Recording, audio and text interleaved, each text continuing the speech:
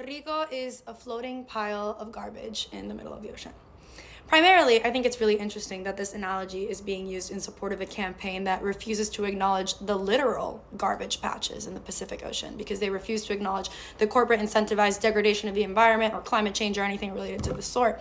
But that it's always the people actively dehumanizing Puerto Ricans on a national stage, using our poverty rates and our economic situation to disparage us, that refuse to discuss how we arrived to this point. Ever thought and wondered why, despite two parties being complicit in the political, social, and economic repression, the lack of acknowledgement, because I will say that I find it quite appalling that the Democratic National Convention did not mention Puerto Rico as a part of their agenda at all until there was an opportunity and a moment to seize. The United States of America, despite their clear lack of regard for the Puerto Rican people, fight tooth and nail to hold on to us, to make sure that the quote-unquote last colony in the world, debatable term, is kept under the U.S. empire? Is it perhaps the multi-billion-dollar revenue stream that you make out of our occupation every year? Puerto Rico is not a territory that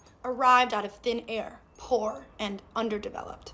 It is a territory that was invaded by the United States, a victim of a military dictatorship, and the consequent artificial degradation of our economy to satisfy U.S. corporate and political interests. Think about the debt. Have you thought 2 seconds to think about who this debt is owed to? The debt that has paralyzed development in Puerto Rico and that has geared all of our resources towards satisfying this repayment. Wall Street. Who's in power in Puerto Rico, overruling the say of the local elected officials, democratically elected by the Puerto Rican people? They go below what? A fiscal oversight management board. With who? With representatives from Wall Street. How did Puerto Rico even enter the United States imperial paradigm? Invasion, right? And after invasion, what was the first thing the United States did? Besides the military dictatorship and the degradation of any kind of lasting democratic institution that was there? Devalue the local currency. It has always been an economic project. Devalue the local currency to 40% of a US dollar. What does that mean? Every Puerto Rican that had money in the bank, that had a property in hand, it was suddenly worth 60% less than it was before. From day to literally, a 10-minute video, a 20-minute video is not enough for me to outline every single policy and mechanism that the United States has undertaken to thwart the growth of the Puerto Rican people, to decimate our spirit, to decimate our culture, literally and figuratively, because in terms of population, there was a literal eugenic program that used Puerto Rican women as birth control lab rats, sterilizing them against their will with the legal rationale that this is somehow okay because we needed to control our too quickly growing brown and poor population, which I remind you is the same argument imposed in the insular cases, which is the set of Supreme Court decisions that outline the paradigm of the colony and that justify why we are how we are. And this isn't me making it up word for word. The reason Puerto Rico has a position where the Constitution doesn't follow the flag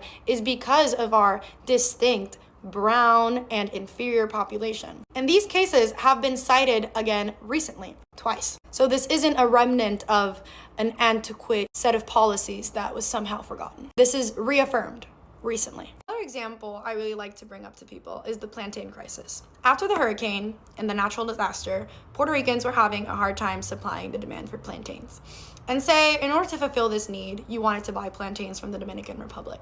They couldn't come in Dominican Republic, Puerto Rico. They had to go Dominican Republic, Florida, pay the extra cash to switch it into a US vessel, and then come to Puerto Rico.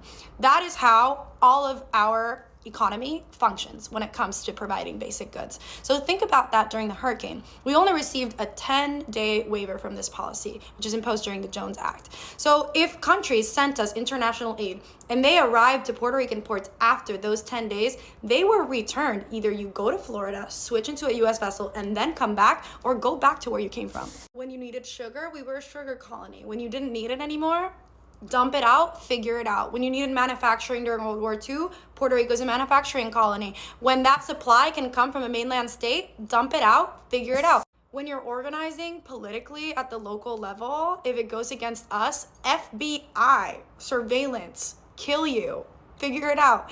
Like, if we are garbage, USA, I want you to be reminded that you created it. And before you ever even consider referring to Puerto Ricans as inferior to you, I want you to remind yourself that despite centuries of dehumanization and political, social, and economic repression, Puerto Ricans have retained their sense of identity. We've retained our culture. We've retained our language. We've retained our spirit. We've retained our power. And we are still here giving you a fight.